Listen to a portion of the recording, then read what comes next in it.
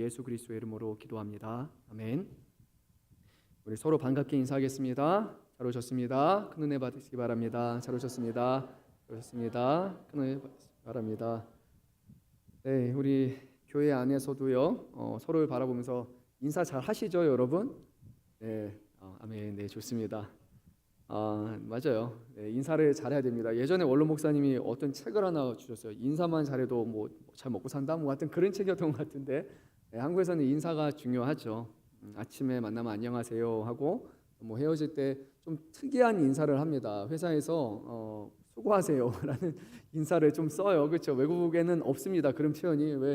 왜 떠나가면서 수고하라고 합니까? 가지 말라고 하는 것 같아요. 근데 한국 표현은 좀 그렇고, 아침에도 요즘에는 뭐 안녕하세요 하지만 예전에는 뭐라고 하죠? 식사하셨습니까? 그렇죠? 한국이 많이 힘들어서 아침을 잘 못 먹었던 그런 시기가 있으니까 식사하셨습니까? 식사하셨습니까? 요즘에는 좀 조폭 인사 같아요. 근데 식사하셨습니까?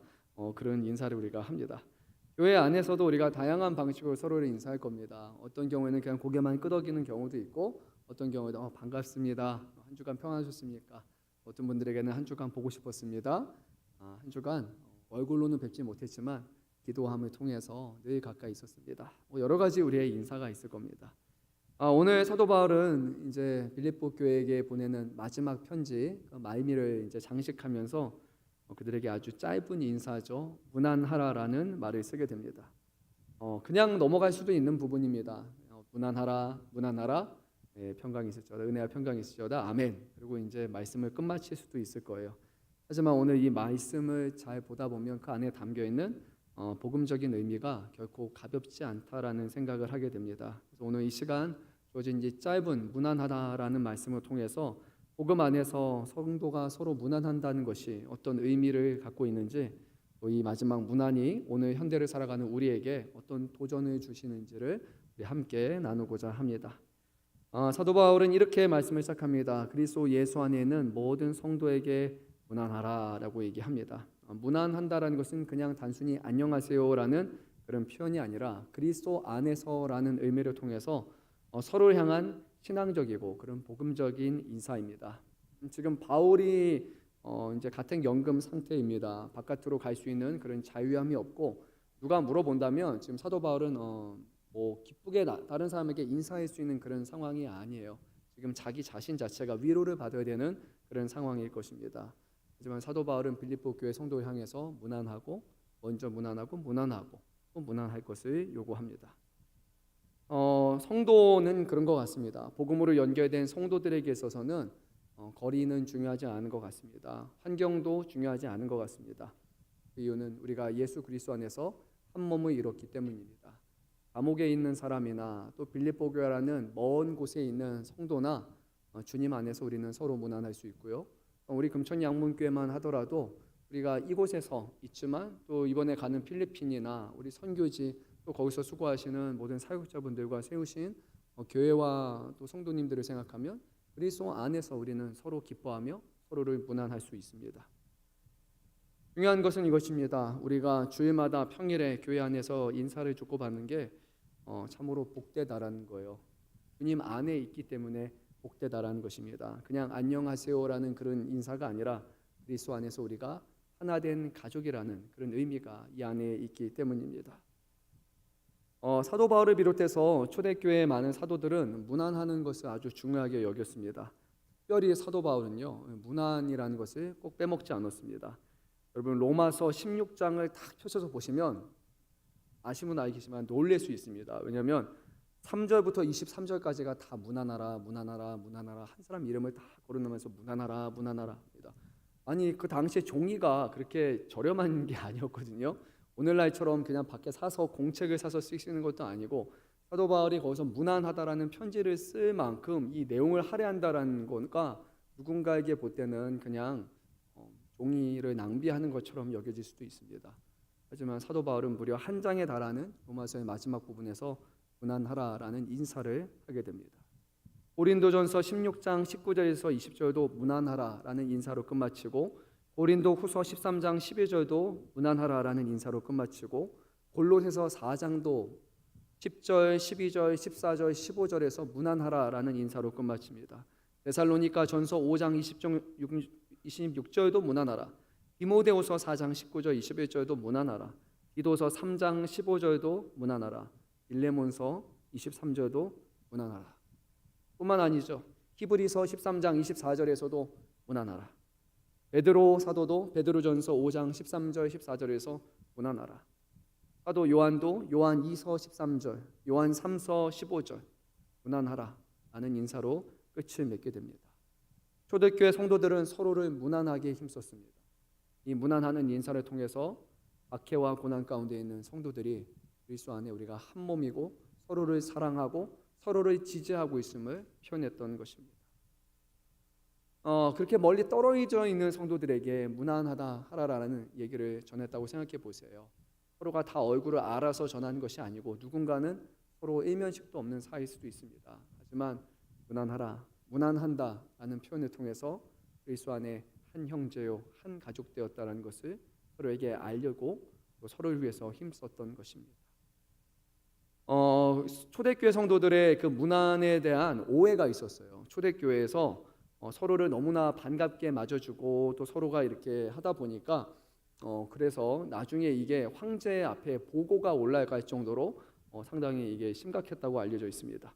우리 교회 안에서 서로를 부르는 표현이 있어요. 이제 어른분들은 뭐 성도님, 지사님 이렇게 직분을 부르는데 청년분들은 보통 서로 향해서 부르는 표현들이 있어요.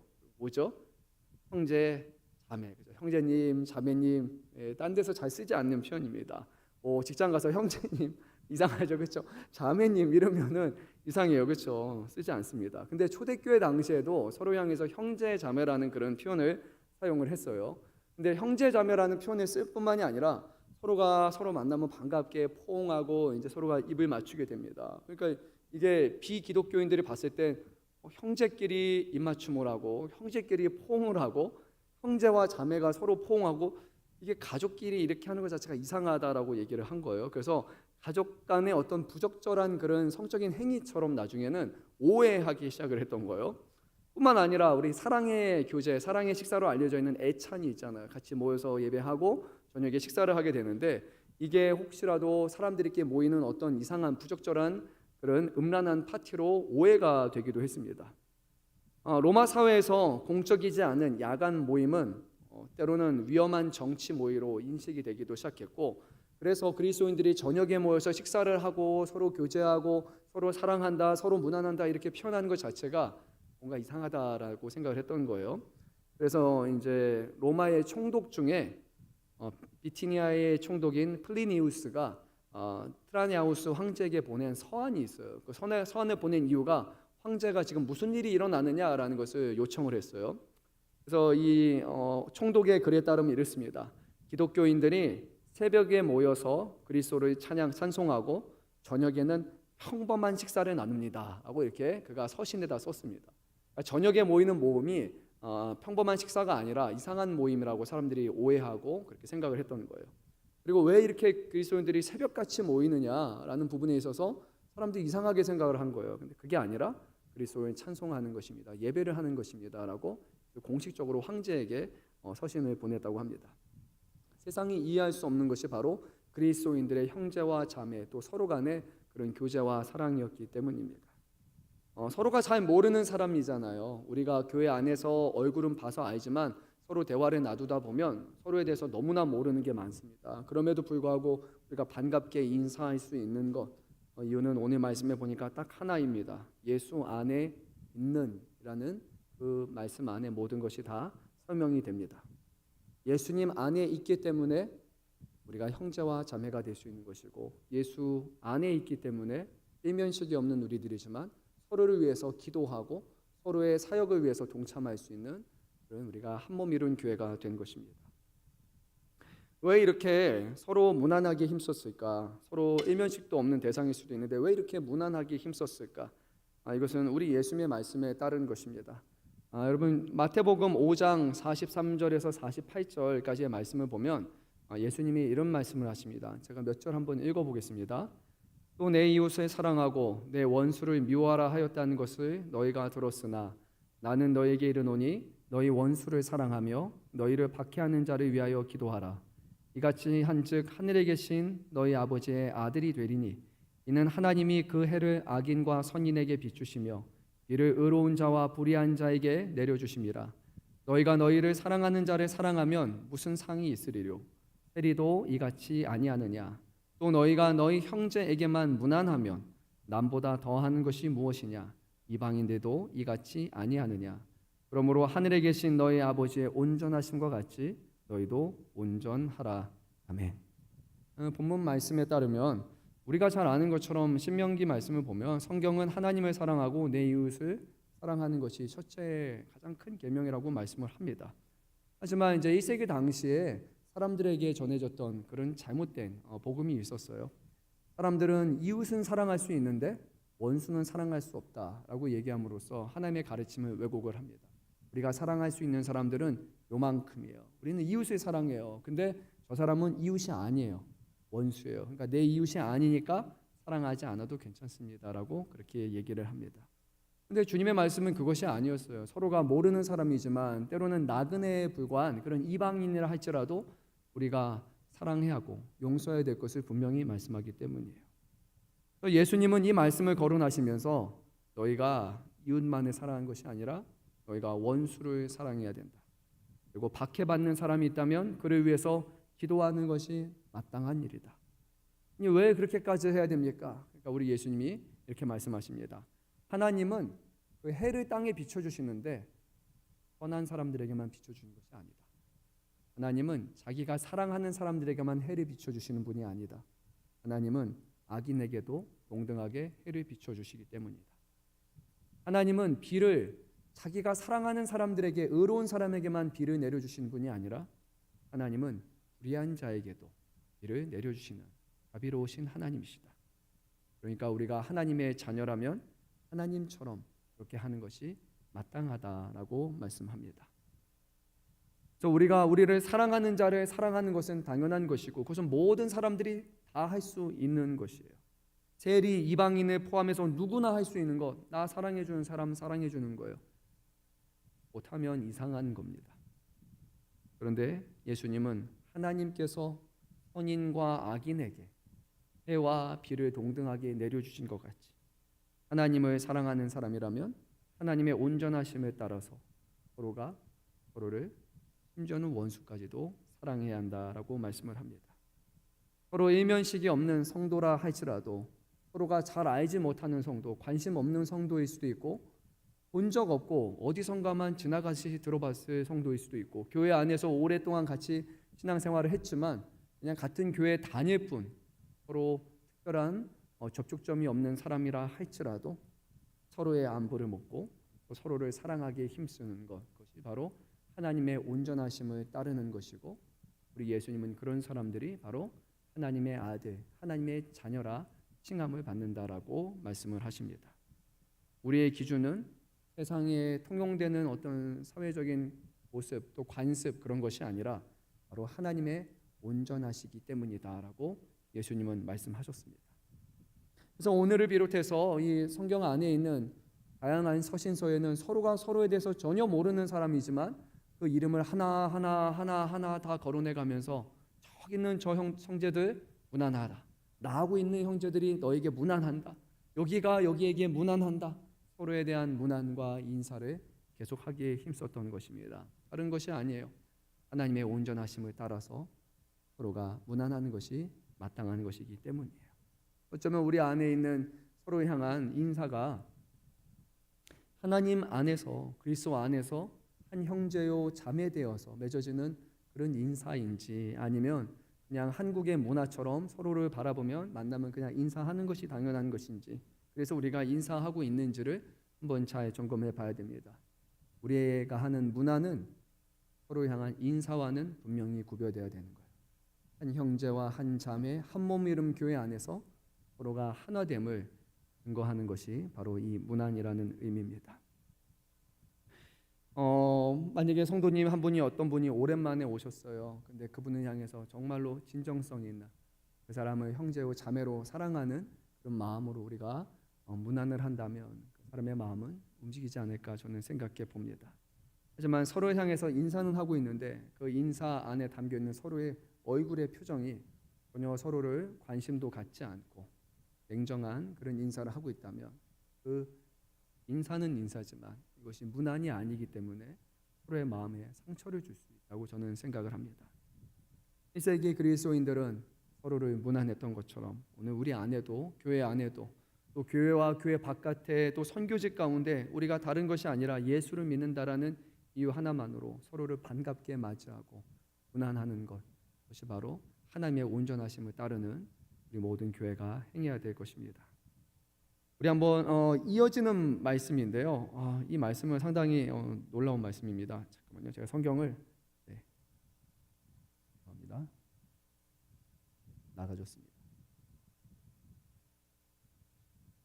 네, 빌립보서 우리 4장 22절 말씀을 우리 한번 읽어보도록 하겠습니다. 모든 성도들이 너희에게 문안하되 특히 가이사의 집 사람들 중 몇이니라. 아멘. 네, 우리가 읽은 말씀이 모든 성도가 너희에게 문안하되 특히 가이사의 집 사람들 몇이니라라고 말씀합니다. 여러분, 가이사가 뭡니까? 가이사? 로마의 황제죠. 시저를 뜻하는 겁니다. 그렇죠? 우리가 아는 줄리어스 시저라고 부르기도 하죠. 가이사의 집입니다. 그러니까 로마 황제 궁전 또는 황제의 권력과 우상 숭배가 중심이 된 그 집가 바로 거기입니다. 그런데 오늘 말씀을 보니까 그 안에서 복음을 믿는 사람이 생겼다는 것입니다. 얼마나 놀라운 일입니까?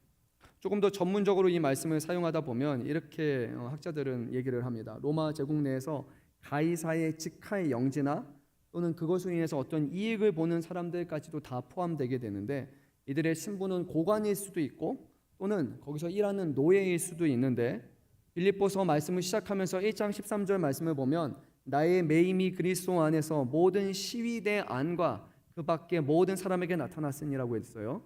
사도 바울이 모든 시위대라고 말할 때 이 시위대가 가이사의 시위대예요. 그러니까 놀랍게도 이들 안에는 가이사의 시위대의 군인들도 포함될 수 있다라는 거예요. 근데 가이사의 집에 포함된 사람들은 가이사에게 충성 서약을 해야 됩니다. 가이사가 나의 주인이시다, 주님이시다 라는 그런 충성 서약을 해야 되고, 어떤 상황에서도 그가 우선된다라는 서약을 해야 됩니다. 그리고 나서 가이사의 집에 일을 맡게 됩니다. 근데 놀랍게도 이들에게 복음이 전파되기 시작하고 이들이 이제는 가이사가 주가 아니라 예수 그리스도가 우리의 주인이시라는 그런 고백을 하게 됩니다. 참으로 의미심장합니다.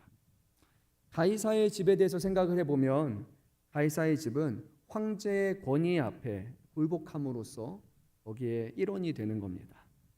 하지만 그리스도 예수의 집에 일원이 된다는 것은 예수님 앞에 굴복당하는 것이 아니라 예수님의 십자가의 자기 희생으로 인해서 만유의 주가 되시는 예수님의 순종과 겸손 앞에 자발적으로 엎드리는 행위입니다. 전혀 다른 그런 주인을 모시고 있는 겁니다. 예수님의 복음이 그들에게 전파되었을 때, 심지어 그 복음을 전한 사람이 감옥에 갇혀 있는 사도 바울임에도 불구하고 그 복음 안에 담겨 있는 그 능력이 얼마나 위대한 것인지 가이사를 섬기는 사람들이 이제는 예수님의 집으로, 예수님의 일원으로서 그가 섬기겠다라고 고백하게 됩니다. 그러니까요, 복음은요 어디서 어떤 상황에서든지 다 역사할 수 있다는 겁니다. 복음은 우리가 생각하는 적대적인 환경에서도 역사할 수 있는 것이에요. 우리의 일터가 어쩌면 적대적인 환경일 수도 있습니다. 우리의 가정이 적대적인 환경일 수도 있어요. 여러분을 둘러싼 모든 환경 속에서 현대를 살아가는 우리의 삶 가운데 적대적인 환경은 늘 있습니다. 근데 그 사람들이 적대적인 사람들이기 때문에 나와 함께 속하지 않는 사람이라고 해서 우리가 복음을 전하지 않는 것이 아니라, 사도 바울은 복음 안에서, 그리스도의 복음 안에서, 심지어는 가이사의 집에 있는 사람들조차도 우리와 같은 형제와 자매가 될 수 있다는 것을 믿었고, 그는 때와 장소를 가리지 않고 복음을 전했습니다. 그리고 놀라운 역사가 일어나게 된 것입니다. 사랑하는 성도 여러분, 이것이 복음의 능력이에요. 우리가 섬기고 있는 예수님이 바로 이러한 분이십니다.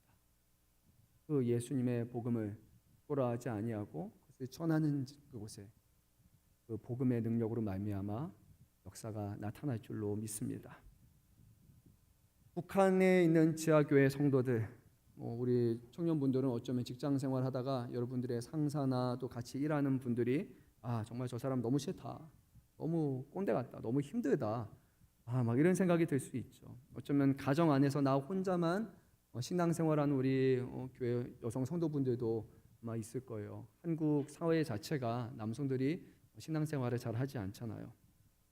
참 어려운 환경일 수 있습니다. 근데 우리가 이 사람을 배제하는 것이 아니라, 이 사람은 믿지 않는 사람이니까 함께 할 수 없는 사람이라고 생각하는 것이 아니라, 그 사람이 그리스도의 그리스도의 사람이 될 수 있도록, 그리스도 안에서 우리와 같은 형제와 자매가 될 수 있도록 우리가 기도하는 것, 또 그들에게 복음을 전하는 것이 바로 우리의 사명인 줄로 믿으시고, 그런 마음을 가지고 사명을 감당하시기 바랍니다. 자, 우리 마지막으로 23절 말씀 같이 읽도록 하겠습니다. 주 예수 그리스도의 은혜가 너희 심령에 있을지어다. 아멘. 빌립보서 1장 2절도 은혜와 평강이 너에게 있을지어다 라고 시작을 했습니다. 그리고 오늘 4장 23절도 뭐로 끝맺습니까? 은혜로 끝을 맺습니다. 복음은 은혜로 시작해서 은혜로 마친다라는 생각을 할 수밖에 없어요.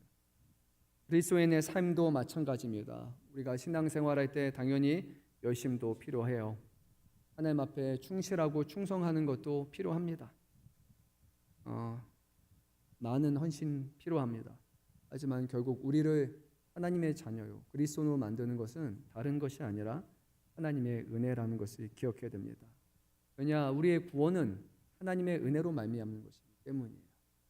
우리의 구원은 자력으로 획득하는 것이 아니라 하나님이 우리를 사랑하사 우리를 위해서 독생자 예수 그리스도를 보내주셨고, 특정한 사람만이 아니라 누구든지 예수를 믿으면 멸망하지 않고 영생을 얻게 하려 하심이라 성경은 분명히 말씀하고 있습니다. 복음은 그 시작부터 은혜였습니다. 우리는 은혜로 구원을 받았고요, 오늘 우리의 신앙생활도 은혜로 하는 것임을 기억해야 됩니다. 우리가 다른 사람들을 사랑하는 것, 다른 사람들에게 복음을 증거하는 것, 다른 거 아니에요. 우리가 거저받은 은혜를 다른 사람들에게 전하는 것입니다. 은혜 없는 복음은 없습니다. 은혜 없는, 은혜 떨어진 신앙생활은 종교적인 의무일 뿐이에요. 모든 일에 하나님의 은혜를 구해야 되고, 우리는 예수 그리스도를 통해서 우리에게 주어주신 그 복음의 은혜를 날마다 붙들기에 힘써야 됩니다. 그 은혜가 우리로 하여금 모든 어려움과 또 환난을 견디게 하기 때문이에요. 사랑하는 성도 여러분, 얼마나 하나님의 은혜 감사하고 계십니까? 그 하나님의 은혜를 얼마나 사모하고 계십니까? 그 은혜를 얼마나 서로 나누기 위해서 힘쓰고 계십니까? 하나님의 은혜로 인해서 사도 바울이 오늘 이 복음의 사역을 감당할 수 있었던 것처럼, 그 은혜 때문에 감옥 안에서도 낙심하지 않고 오히려 빌립보 교회 성도들을 생각하면서 그들에게 서신을 보낼 수 있었던 것처럼, 그리고 그 은혜로 말미암아 가이사의 집이 구원을 받게 된 것처럼, 오늘도 우리의 삶을 다 주님 앞에 의탁하면서 하나님의 은혜로다 은혜로다 고백하고 그 은혜를 구하는 삶을 살아가시기를 간절히 소망합니다. 또 바울은 이렇게 끝맺습니다. 예수 그리스도의 은혜가 여러분의 심령 속에, 또 다른 표현으로는 여러분의 영혼 속에 살아있기를 바랍니다 라고 얘기합니다. 오늘로서 이제 우리가 빌립보서 말씀을 끝마치게 됩니다. 빌립보서의 말씀을 여러분 기억하시면서 처음에 시작은 성도 안에 발생한 작은 다툼이었지만, 그 다툼으로 인해서 서로가 파당이 갈리고 교회가 결국 복음이 변질된 위기 속에서 사도 바울이 그들에게 서로를 이해하고 용서하고 용납하고 무난함을 전했던 것처럼, 우리 교회로서 살아가는 동안에 어려움이 늘 발생할 수 있습니다. 사랑해야 되는 교회지만 서로 안에 오해가 발생할 수 있고 작은 다툼이 큰 일을 번질 수도 있어요. 그때마다 우리가 교회이고 한 몸이고 형제요 자매라는 것, 예수님의 보혈로 말미암아 구원받은 우리라는 것을 기억하시고, 그 관계 속에서 하나님의 은혜를 전하고 은혜를 나눌 수 있는 그런 우리 교회가 될 수 있기를 간절히 소망합니다. 우리 안에 은혜와 사랑이 넘칠 때 우리 가족에 있는 누군가가 우리 부모님을 바라보면서, 여러분을 바라보면서 정말 예수 믿는 것이 복된 것이구나, 예수 믿는 것이 우리가 사모해야 되는 것이구나, 추구해야 되는 것이구나라는 생각을 하게 될 것입니다. 예수를 믿는데 은혜가 없고, 예수를 믿는데 늘 우리 삶 가운데 불평만 가득하고, 예수를 믿는데 왜 믿는지 모르는 그런 모습을 우리 주변 사람들에게 비춰준다면, 그것은 사람을 주님께로 인도하는 복음이 아니라 오히려 주님으로부터 멀어지게 만드는 그런 안 좋은 계기가 될 수 있는 겁니다. 먼저 우리가 주님의 은혜를 사모해야지만 그 은혜를 전할 수 있습니다. 오늘 말씀을 기억하시면서 우리의 삶 가운데, 우리의 심령 가운데 다시 한번 우리 주 예수 그리스도의 은혜가 충만히 임하시기를 축원합니다. 우리 함께 찬양하는 시간